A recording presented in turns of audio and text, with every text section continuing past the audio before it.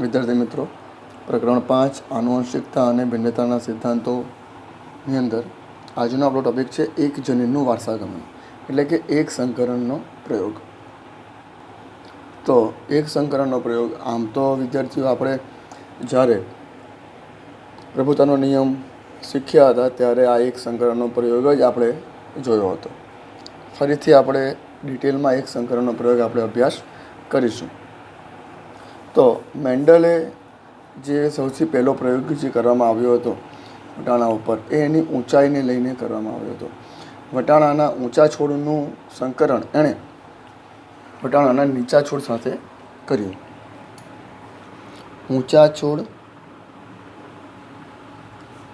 સંકરણ નીચા છોડ સાથે, બરાબર. આ એનું એક લક્ષણ ધ્યાનમાં લઈને, લક્ષણ કયું અહીંયા?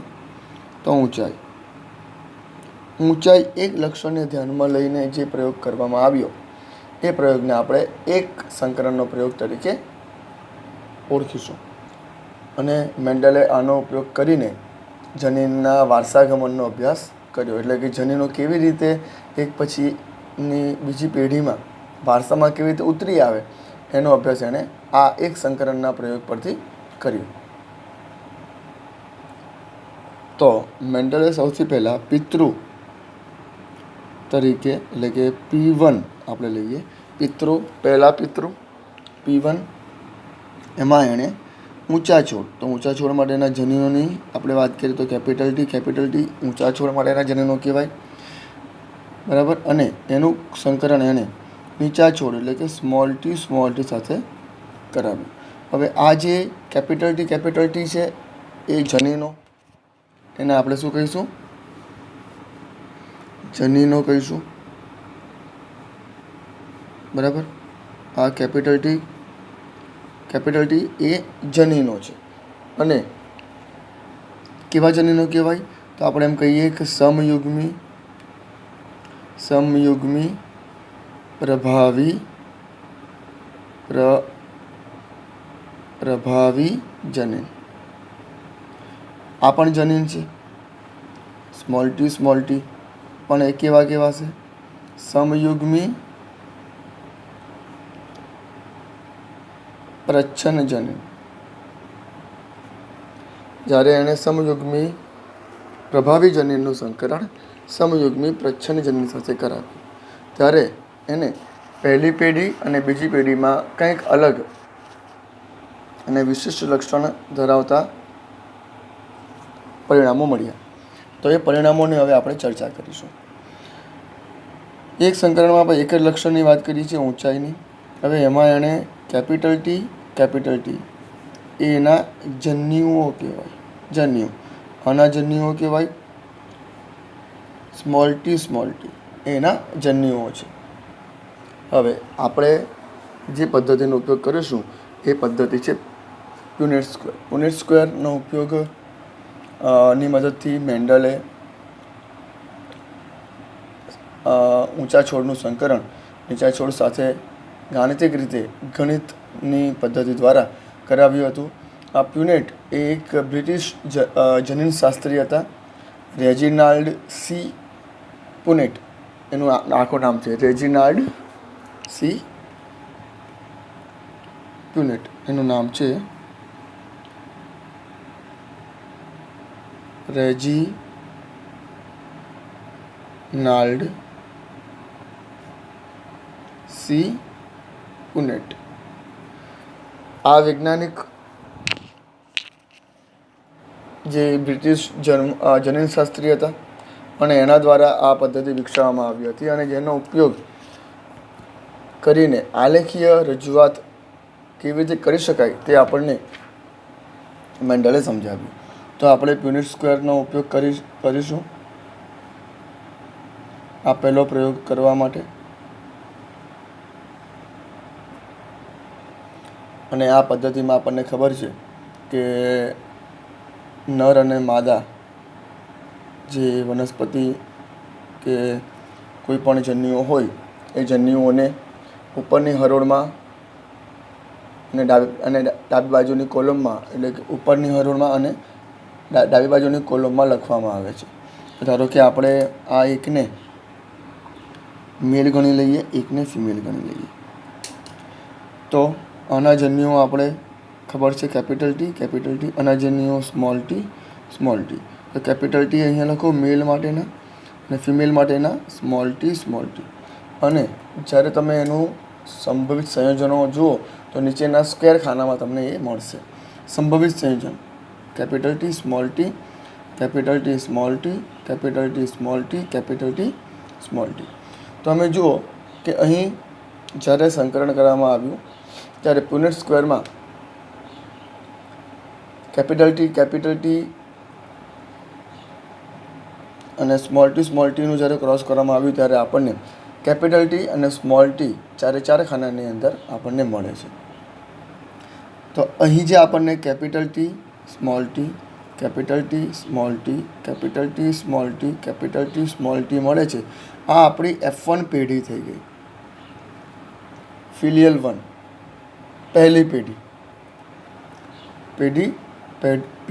પહેલી, એટલે કે આ પહેલી સંતતિ આપણને મળી. આ પહેલા પિતૃમાંથી આપણને પહેલી સંતતિ મળી, જેમાં ચારે જનીનો એક સમાન છે. જો આપણે જોઈએ તો અહીં સ્વરૂપ પ્રકાર અને જનીન પ્રકારની આપણે વાત કાયમ કરતા આવ્યા છીએ. તો એની વાત કરીશું. તો જ્યારે મેન્ડલે આ પ્રયોગ કર્યા ત્યારે એને જે છોડ મળ્યા, ઊંચા છોડનું સંકરણ જ્યારે એણે શુદ્ધ નીચા છોડ સાથે કરાવ્યું ત્યારે જે પ્રકાર મળ્યા એને છોડના, એ તમામ પ્રકાર કેપિટલ ટી અને સ્મોલ ટી પ્રકારના હતા. તો કેપિટલ ટી સ્મોલ ટી આપણે જો આને કહેવા હોય તો આપણે કહીએ કે આ વિષમ યુગ્મી જનીનો છે.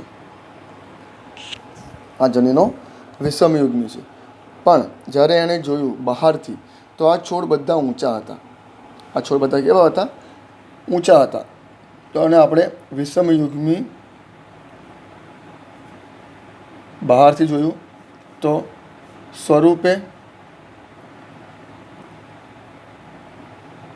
સ્વરૂપે બધા છોડ ઊંચા હતા. પણ જનીનની વાત કરીએ તો જનીનમાં તમે જુઓ તો બધા એક સમાન વિષમ યુગ્મી છે. એક સમાન વિષમ યુગ્મી છોડ આપણને દરેકે દરેક મળ્યા. હવે એનું જનીન સ્વરૂપ અને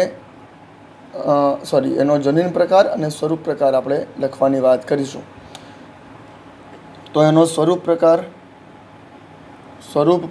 એટલે કે એનો ફિનોટાઇપ જોઈએ તો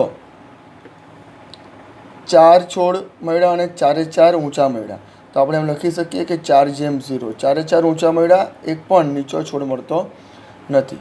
જ્યારે એના જનીન પ્રકારની વાત કરીશું તો એના જનીનો જુઓ બધા capital T small T, capital T small T, capital T small T, capital T small T, એટલે જનીનો પણ બધા સરખા મળ્યા. એટલે એને પણ આપણે 4:0 અલગ કોઈ મળતું નથી એમ આપણે દર્શાવી શકીએ. તો આમ કેપિટલ ટી અને સ્મોલ ટી વચ્ચે જ્યારે તમે સંકરણ કરવામાં આવ્યું અને જ્યારે એનાથી આપણને આવા પ્રકારના લક્ષણોવાળા છોડ મળે છે તો આ પ્રકારના સંકરણને આપણે એક સંકરણ પ્રયોગ મોનોહાઇબ્રિડ ક્રોસ તરીકે ઓળખીશું. તો આ છે પહેલી પેઢી. બરાબર. હવે એક બીજી મહત્ત્વની વાત કે અહીં છોડ ઊંચા કેમ મળ્યા? તો આપણને ખબર છે કે પ્રભાવીપણાનો લક્ષણ કે 2 વૈકલ્પિક કારકોમાંથી કોઈ એક જ વૈકલ્પિક કારક પોતાનું અભિવ્યક્તપણું બતાવે છે, એટલે પોતાની અભિવ્યક્તિ દર્શાવતો હોય, પોતાની હાજરી બતાવતો હોય. ભલે બીજો જનીન ત્યાં હાજર હોય તેમ છતાં પણ એ અભિવ્યક્તિ દર્શાવી શકતો નથી. તો અહીં આપણે જોયું કે કેપિટલ ટી સ્મોલ ટી જ્યારે ભેગા થાય છે તો અહીં છોડ કેપિટલ ટી એ ઊંચાઈ માટેનો જનીન છે અને સ્મોલ ટી એ નીચાપણા માટેનો જનીન છે. તો કેપિટલ ટી એ અભિવ્યક્તિ દર્શાવે છે જ્યારે સ્મોલ ટી એ અભિવ્યક્તિ દર્શાવતો નથી. અને જેને પરિણામે જે છોડ આપણને મળે છે એ બધા કેપિટલ ટીને લીધે ઊંચા મળે છે.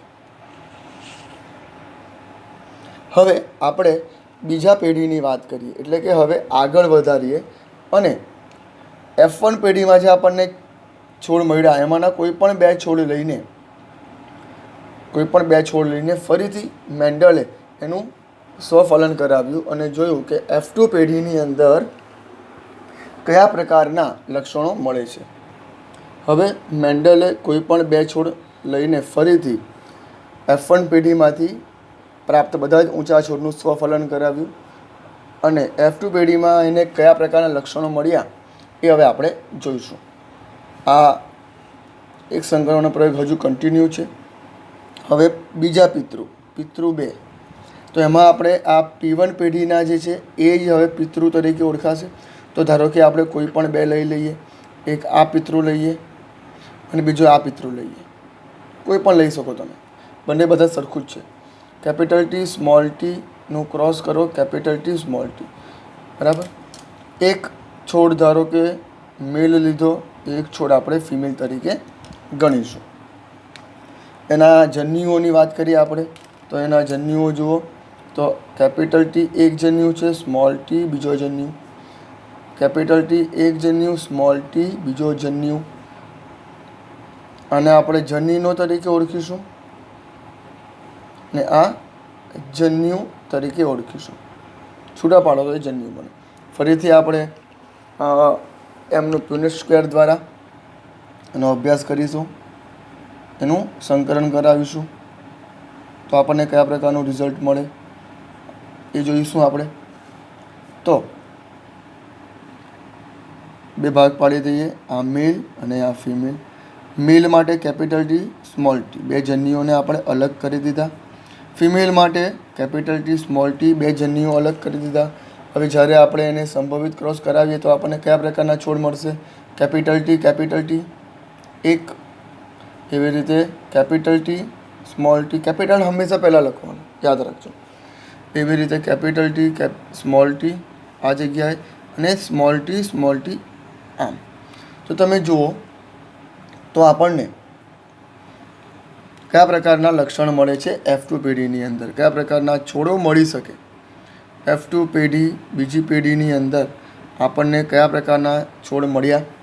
તો તમે જોશો તો કેપિટલ ટી એક શુદ્ધ ઊંચા છોડવાળો જનીન મળી શકે. ત્યાર પછી કેપિટલ ટી સ્મોલ ટી, આ એક પ્રકારના જનીનો આપણને મળ્યા અને બીજો એક મળ્યો સ્મોલ ટી, બરાબર. તો એક છોડ આપણને શુદ્ધ ઊંચો મળ્યો એટલે આપણે એમ કહીએ સમયુગ્મી ઊંચો છોડ. બે છોડ તમે જુઓ તો આને આપણે શું કહીશું? વિષમયુગ્મી ઊંચા છોડ, બરાબર. અને આ એક છોડ જે છે, આ એક છોડ, એ છોડ વિશે આપણે શું કહીશું? સમયુગ્મી નીચો છોડ. તો તમે જુઓ કે આપણને ચારમાંથી એક છોડ F2 પેઢીમાં નીચો મળે છે. આપણે એમ કહી શકીએ કે એક છોડ ચારમાંથી, એટલે કે 25% છોડ નીચા મળી શકે છે અને ચારમાંથી 3 છોડ આપણને, એટલે કે 75% છોડ આપણને ઊંચા મળે છે. એમ કહીએ ઊંચા એટલે કે બહારથી, એટલે આપણે એમ લખીએ એનો સ્વરૂપ પ્રકાર અને જનીન પ્રકાર લખવા હોય તો સ્વરૂપ પ્રકાર એટલે કે સ્વરૂપે કેવા છે. તો સ્વરૂપ પ્રકારમાં જુઓ તો આપણને ઊંચા અને બે ઊંચા છોડનું પ્રજનન કરાવ્યું. આમ તો એવું જ બોલાય ને, કારણ કે આ બંને ઊંચા છોડ છે. જ્યારે ઊંચા છોડનું પ્રજનન કરાવ્યું આ રીતે મેન્ડલે, ત્યારે એને એક નીચો છોડ પણ મળ્યો. એનો અર્થ શું થાય કે જે પિતૃઓ હતા એની અંદર નીચા છોડ માટેના જનીનો હશે. એટલે કે આ રીતે બે જનીનો હતા કે જે નીચા છોડ માટેના જનીનો કહેવાય અને એ બીજી પેઢીમાં પોતાની અભિવ્યક્તિ દર્શાવી શક્યા. સ્વરૂપ પ્રકાર વાત કરીએ તો 3 ઊંચા 1 નીચો, તો આપણે લખીશું 3:1. અને જનીન પ્રકારની વાત કરીએ તો મેં લખ્યું છે જનીન પ્રકારમાં 1 સમયુગ્મી ઊંચો જેમ 2 વિષમયુગ્મી ઊંચા જેમ 1 સમયુગ્મી નીચો. તો આ એનો સ્વરૂપ પ્રકાર કહેવાય અને પેલો એનો જનીન પ્રકાર કહેવાય. આના ઉપરથી આપણે શું કહી શકીએ કે F1 પેઢીમાં માત્ર એક જ પિતૃના લક્ષણો પ્રદર્શિત થયા. કયા? ઊંચાઈ માટેના. F1 પેઢીમાં એક જ પિતૃના લક્ષણ આપણને જોવા મળ્યા, અભિવ્યક્ત થયા, એટલે પ્રદર્શિત થયા ઊંચાઈ. પણ જ્યારે F2 પેઢીની વાત કરીએ તો 3:1 રેશિયો એવું બતાવે છે કે અહીં એક નીચો છોડ પણ મળે છે. એટલે વિરોધાભાસી લક્ષણોમાં બંને F1 અથવા F2 કોઈ પણ લઈએ તો એ સંમિશ્રિત થતા નથી. તમે જુઓ, સંમિશ્રિત થતા નથી વિરોધાભાસી જનીનો. આ જુઓ, capital T small t, capital T small t છે બંને સાથે, પણ એકબીજામાં મિશ્ર નથી થઈ ગયા, કારણ કે એ બંનેના જનીનો અલગ અલગ રીતે પ્રસ્થાપિત થતા હોય છે. અને જ્યારે સંભાવના હોય ત્યારે એ જનીનો ફરીથી ચોક્કસ રીતે અભિવ્યક્ત થઈ શકે છે, જે આપણને અહીં જોવા મળ્યું. આને આધારે મેન્ડલે શું કહ્યું?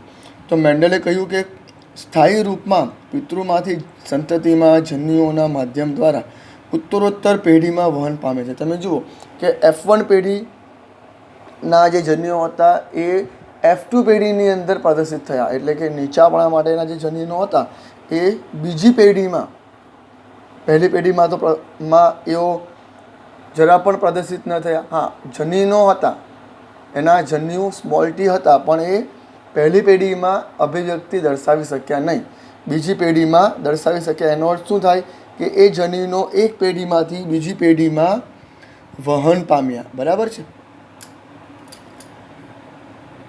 તેમને આ જ બાબતે કારકો તરીકે ઓળખાવ્યા હતા. મેન્ડલે તેમને કારકો તરીકે ઓળખાવ્યા હતા કે આ કંઈક ફેક્ટર છે જેને આપણે જનીનો તરીકે ઓળખીએ છીએ.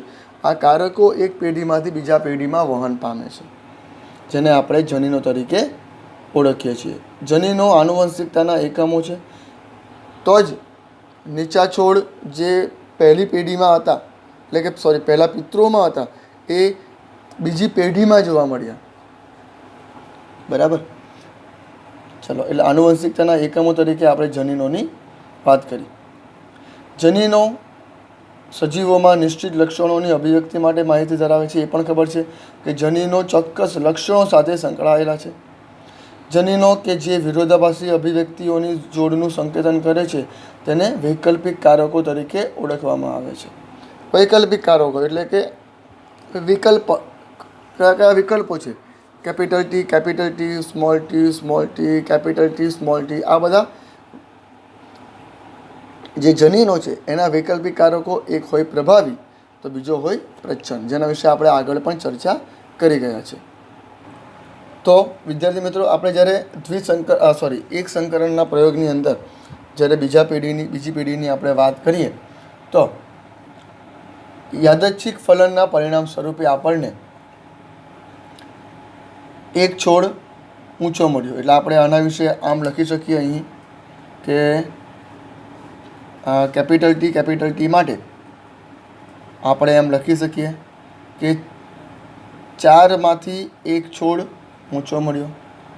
બરાબર. કેપિટલ T સ્મોલ t માટે લખી શકીએ કે 4માંથી 2 છોડ આપણને વિષમયુગ્મી ઊંચા મળ્યા. પણ આનો તમે છેદ ઉડાવી શકો, એટલે આપણને એમ કહીએ કે 1/2 છોડ આપણને વિષમયુગ્મી ઊંચા મળ્યા. બરાબર છે. ચાલો, અને સ્મોલ t તો આપણે લખી શકીએ કે 4માંથી 1 છોડ આપણને શુદ્ધ નીચા મળે છે. આ મુદ્દો અહીં ટેક્સ્ટબુકમાં દર્શાવેલો છે. કે પુનેટ સ્ક્વેર દ્વારા યાદચ્છિક ફલનના પરિણામ સ્વરૂપે 1/4 capital T 1/3 capital T small T અને 1/4 સ્મોલ ટી જોઈ શકાય છે. જો કે F1માં જનીન પ્રકાર કેપિટલ ટી સ્મોલ ટી હોય છે, પણ સ્વરૂપ પ્રકાર બધા ઊંચા જોવા મળે છે. F2માં 3/4 છોડ ઊંચા મળે છે, એટલે કે 4માંથી 3 છોડ ઊંચા મળે છે, આપણે જોયું F2 પેઢીમાં. અને જેમાં કેટલાક કેપિટલ ટી અને અન્ય કેપિટલ ટી સ્મોલ ટી જનીન સ્વરૂપ ધરાવતા હતા, એટલે કે 1 કેપિટલ ટી અને 2 capital T small T F2 પેઢીમાં જનીન સ્વરૂપ દર્શાવતા હતા. બાહ્ય સ્વરૂપથી તેઓને ઓળખી શકાતા નથી. હવે આ બંનેને તમે વાત કરો તો બહારથી નહીં ઓળખાય. બહારથી આ જનીનો થોડા ખબર પડે. બહારથી ફક્ત એ ખબર પડે કે એનું લક્ષણ કયું છે. ઊંચું હશે તો બંને ઊંચા, આ એ ઊંચો છે અને આ એ ઊંચો છે, પણ આપણને ખબર થોડી છે કે બંનેના જનીનો અલગ છે. એ બહારથી થોડું દેખાય. એના માટે સંકરણ કરાવવું પડે તો જ ખબર પડે કે કયા છોડ સમયુગ્મી જનીનો ધરાવે છે અને કયા છોડ વિષમયુગ્મી જનીનો ધરાવે છે. હવે જે આપણને જનીન પ્રકાર F2 પેઢીમાં મળે છે 1:2:1, બરાબર, એને આ રીતે 1/4 1/3 પ્રમાણમાં ગાણિતિક દ્વિપદી સમઘનતા ax + by² માં વ્યક્ત કરી શકાય. એટલે કે આ વસ્તુને આ સૂત્રને આધારે એમણે અભિવ્યક્ત કરી છે. આ જે સમીકરણ છે કેપિટલ ટી જેમ કેપિટલ ટી સ્મોલ ટી ને આ સંખ્યાનો ઉપયોગ, જે આપણો જવાબ છે એને દ્વિપદીના એક સમીકરણ દ્વારા એને આપણે વ્યક્ત કરી શકીએ. તો એ નીચે તમને દર્શાવેલું છે. તો ax + by² 1/2t + 1/2t whole square is equal to 1/2t plus, આપણને સૂત્ર ખબર છે કે ax + by² નું સૂત્ર શું આવે? તો એ સૂત્ર અહીં દર્શાવ્યું છે. ax + by × ax + by, બરાબર. અને એને આધારે આપણે આ સૂત્ર આપણને મળે છે કે 1/4 કેપિટલ ટી આ બંનેનો ગુણાકાર કરો તો પ્લસ 1/2t. જુઓ, હું તમને આને નોટબુકની અંદર તમને કરીને બતાવું, એટલે તમને ખ્યાલ આવશે આ સૂત્ર શું કહેવા માગે છે. તો એ સમીકરણના આધારે આપણે 1/2t + 1/2t હોલ સ્ક્વેર, એટલે કે ax + by² is equal to 1/2t + 1/2t ગુણ્યા 1/2t + 1/2 સ્મોલ ટી. હવે આનો ગુણાકાર આની સાથે કરો. પહેલાંનો ગુણાકાર આની સાથે અને આની બંને સાથે કરો તો 1/2t × 1/2t 2 વાર થાય, પ્લસ આનો ગુણાકાર આની સાથે તો 1/2t × 1/2t. આ એક માટે આવ્યું. હવે આ બીજા માટે તો આનો ગુણાકાર આની સાથે કરો અને આનો ગુણાકાર આની સાથે કરો તો વત્તા 1/2t × 1/2 કેપિટલ ટી, આ બંનેનો. પહેલાં આ એકનો ગુણાકાર આપણે બંને સાથે કર્યો, હવે આનો ગુણાકાર બંને સાથે કરીશું વત્તા 1/2t × 1/2t 1/2 small T × 1/2 small T. તો આપણને શું મળે? જુઓ, 1/2 × 1/2 એટલે 1/4 અને t × t એટલે કેપિટલ ટી, બરાબર, પ્લસ 1/2t × 1/2t. તો આપણને શું મળશે? 1/4 capital T small T plus 1/2t × 1/2t એટલે કે 1/4 capital T small T plus 1/4 small T. હવે આ આપણો જવાબ અહીંયા આવી જાય છે. જુઓ 1/4 ઇન્ટુ કેપિટલ T. હવે આની વાત કરીએ આપણે ફક્ત, તો છેદ સરખા છે, અંશનો સરવાળો, તો આપણે આને આમ કરી શકીએ ને કે 1/4 પ્લસ 1/4, તો છેદ સરખા લઈએ આપણે, તો આપણે એમ લખી શકીએ કે 4/1 + 1 ઇઝ ઇક્વલ ટુ 2/4, તો 1/2 થઈ જાય. બરાબર. તો આની જગ્યાએ આપણે લખી શકીએ પ્લસ 1/2, બરાબર, ને capital T small t plus 1/4 small t. આ એક ગણિતના સૂત્ર દ્વારા આ આપણો જવાબ આવી જાય છે કે જુઓ 4માંથી 1 આપણને, જુઓ અહીં જવાબ પણ છે, 4માંથી 1 આપણને કેવા મળ્યા? સમયુગ્મી ઊંચા. ત્યાર પછી 4માંથી 2, 4માંથી 2, બરાબર ને, 2 2 4 જો આપણે પહેલાં કરી દીધું છે. અને તો એ આપણને મળ્યા 4માંથી 2 કેપિટલ T સ્મોલ t, એટલે કે વિષમયુગ્મી ઊંચા. અને 4માંથી 1 આપણને મળ્યા સમયુગ્મી નીચા. તો આ રીતે આ સૂત્રને આપણે દર્શાવી શકીએ, પણ ગણતરી કરવાની નથી, આ ફક્ત સૂત્ર યાદ રાખો. બાકીનું વર્ણન જે આપણે આગળ ચર્ચા કરી ગયા એ જ વર્ણનો બધા નીચે સમજાવ્યા છે. એટલે તમે જ્યારે પણ આ મુદ્દો વાંચશો એટલે તમને ખબર પડશે કે આ મુદ્દો શું કહેવા માગે છે. આપણે આ બધાની ચર્ચા આ આખા મુદ્દાની અંદર કરી ગયા છે. જેમ કે F1 અથવા F2ના ઊંચા છોડનો જનીન પ્રકાર કેપિટલ T અથવા કેપિટલ T સ્મોલ t છે, એવું અનુમાન થઈ શકતું નથી. બરાબર. એટલે F1માં અને F2માં ચોક્કસ રીતે આપણે, તો આપણા સરળતા માટે આપણે એને F1 અને F2ની અંદર બધાને આપણે આપણી સરળતા પ્રમાણે સમજાય એ રીતે આપણે અલગ કર્યા છે.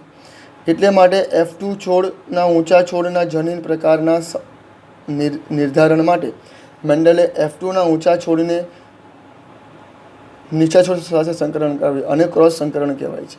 આ મુદ્દો ફક્ત ક્રોસ સંકરણ શું છે એ સમજાવે છે, પણ તમે તમારા શબ્દોમાં પણ આ મુદ્દાને લખી શકો કે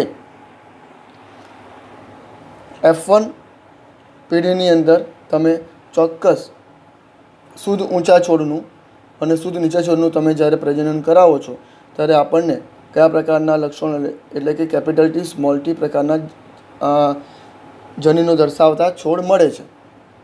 તો એ જે ક્રોસ કરાવ્યું એને આપણે કસોટી સંકરણ તરીકે ઓળખીએ છીએ, પણ એને આ લોકો અહીં અલગ રીતે દર્શાવે છે.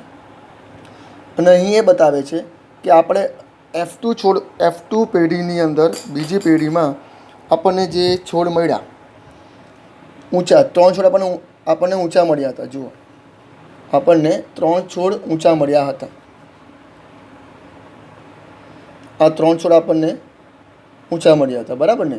હવે આ જે મુદ્દો છે એ બતાવે છે કે આમાંથી વિષમયુગ્મી કયા અને સમયુગ્મી ઊંચા કયા, એ બહારથી થોડું ખબર પડે. બહારથી તો ખાલી એ જ ખબર પડે કે આ 3 છોડ ઊંચા મળ્યા અને આ 1 છોડ નીચો મળ્યો, પણ આ ત્રણેયના જે જનીનો છે એ અલગ છે, એ ખબર ક્યારે પડે? તો આનું અથવા આનું કોઈ પણ 2 છોડનું તમે પ્રજનન કરાવો, એટલે કે એમના વચ્ચે સંકરણ કરાવડાવો, તો જ ખબર પડે કે ભાઈ કયો છોડ સમયુગ્મી ઊંચો હતા અને કયા છોડ વિષમયુગ્મી નીચા હતા. બહારથી ખબર પડતી નથી. માટે અહીંનો જે મુદ્દો છે એ જ બતાવે છે કે કેપિટલ T સ્મોલ t એ કયા છોડનું લક્ષણ છે એ ક્યારે ખબર પડે, આ જનીનો કયા છોડના છે એ ખબર ક્યારે પડે? ત્યારે એ 2 છોડ વચ્ચે, કોઈ પણ 2 છોડ વચ્ચે તમે પ્રજનન કરાવો અને એનાથી જે છોડ, જેટલા પણ છોડ સંભવિત રીતે મોટા થાય અને ખબર પડે કે ભાઈ આ છોડ તો ઊંચો જન્મ્યો છે, બરાબર, આ છોડ તો વિકાસ પામીને ઊંચો થયો છે, ત્યારે ખબર પડે કે જે સંકરણ કરાવ્યું હતું એમાં જનીનો કદાચ આ અથવા આ હોઈ શકે. એટલે કે કસોટી સંકરણ જ એક ઉપાય છે જેના દ્વારા છોડ વચ્ચે, છોડમાં જોવા મળતા જનીનો વિશે આપણને માહિતી મળે છે. જો તમે capital T cross capital T કરાવો, સમજો, જો તમે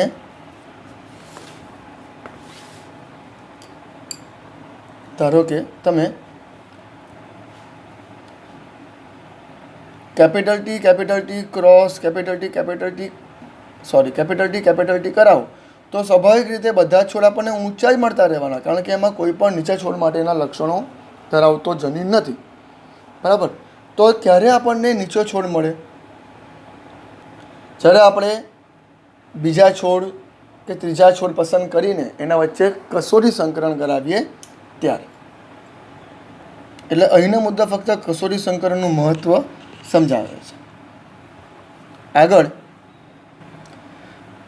અહીં એક બાજુના પેજ પર તમે જોશો તો તમને બીજો એક પ્રયોગ બતાવે છે કે કસોટી સંકરણ માટે. હવે અહીં એમણે જે છોડ પસંદ કર્યા, એટલે કે જે લક્ષણ પસંદ કર્યું હતું એ લક્ષણ પુષ્પોના રંગ હતા. જાંબલી રંગના પુષ્પ અને સફેદ રંગના પુષ્પ, એ બે વચ્ચે એમણે પ્રજનન કરાવીને એમણે મળતા પરિણામો અહીં દર્શાવ્યા છે. અહીં બીજું લક્ષણ લીધું છે જાંબલી, એટલે કે આપણે જે લક્ષણ લીધું હતું એ વનસ્પતિની ઊંચાઈ લીધી હતી, ને એમણે જે લક્ષણ લીધું છે એ પુષ્પનો રંગ લીધો છે, જેના અલગ રીતે પ્રયોગ કરીને એમણે અહીં દર્શાવ્યા છે. આની અંદર તમે જોશો તો શુદ્ધ જાંબલી રંગના પુષ્પોનું શુદ્ધ સફેદ રંગના પુષ્પ સાથે, એટલે કે સમયુગ્મી જાંબલી રંગના જનીનો ધરાવતા ડબલ્યુ કેપિટલ ડબલ્યુ, અહીં જાંબલી રંગ એ પ્રભાવી છે પુષ્પમાં અને સફેદ રંગ એ પ્રચ્છન્ન છે. તો શુદ્ધ જાંબલી રંગના પુષ્પનું શુદ્ધ સફેદ રંગના પુષ્પ સાથે પ્રજનન કરાવ્યું તો એમને F1 પેઢીમાં બધા જાંબલી રંગના પુષ્પ મળ્યા. જો W capital W small W, capital W small W, capital small, જે રીતે આપણે ઊંચાઈ માટેના શુદ્ધ ઊંચાનું શુદ્ધ નીચે સાથે કરાવ્યું ને ત્યારે આપણને તમામ ઊંચા છોડ મળ્યા, કેપિટલ ટી સ્મોલ ટી. એવું જ અહીંયા કેપિટલ ડબલ્યુ સ્મોલ ડબલ્યુ, કારણ કે જાંબલી રંગ અહીં પ્રભાવી છે માટે એ બતાવે છે.